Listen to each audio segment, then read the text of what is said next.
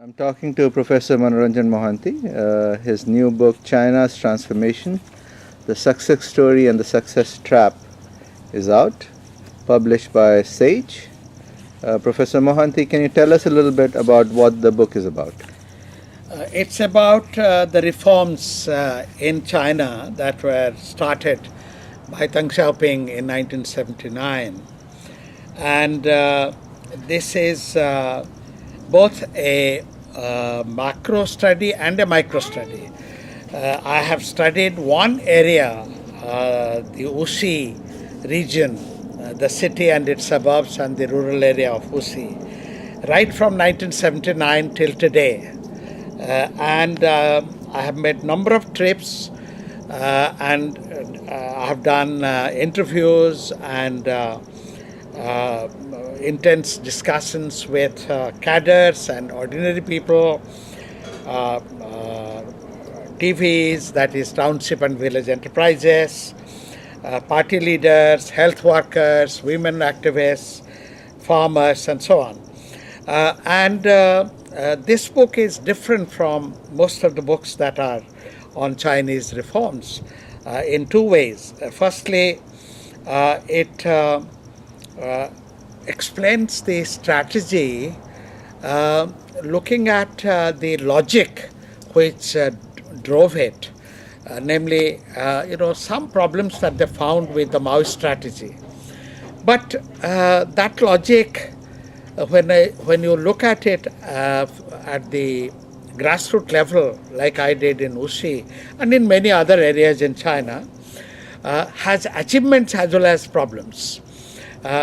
So the logic of that development process, which brings achievements, particularly achievements in terms of rise in income, improvement of livelihood practically of everybody, infrastructure improvement in a big way, is very clear.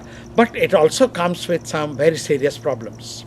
And those are, in order to achieve that level of growth, you don't care about rising inequalities, regional disparities, the kind of discretion you give to managers and entrepreneurs, which lead to corruption, which lead to money making becoming a passion and full preoccupation of cadres. So that is one. The other is, it is not a typical Western study which has basically no critique of the growth model, which is the dominant model in the United States or Europe. I am both an admirer and a critique of the Industrial Revolution model. I believe that the last 200 years model of Industrial Revolution development on that path has exhausted itself. But the Chinese are following that model fiercely to achieve America-like society, European-like industrial society. So in both these ways, China's transformation that I have studied has some unique features. Is that there will be many leaders, competing powers in the future in the world, and all competing powers, all leading powers in the world who try to dominate will be challenged by other powers, because hegemony is an outdated concept in history. World and global community will not allow any hegemonic power. So there will be no great powers in the world in future. And remember, to become powerful and a big power is not to become great.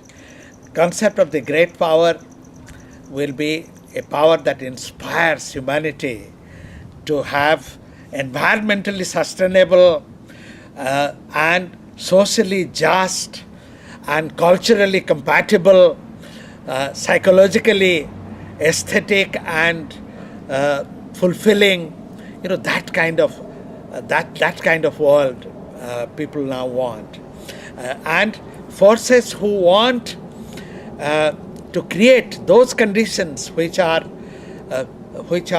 compatible with Anthropocene, which are compatible with nature and equality as a goal among all sections of people, all civilizations, all parts of the world. That will be the future.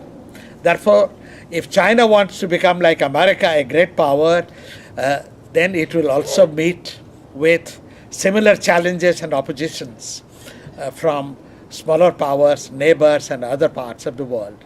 Therefore, and that's what is being pointed out within China by many scholars and activists and environmental activists in China, in India, and in Europe and in the US. So the era of hegemony, era of great powers is gone.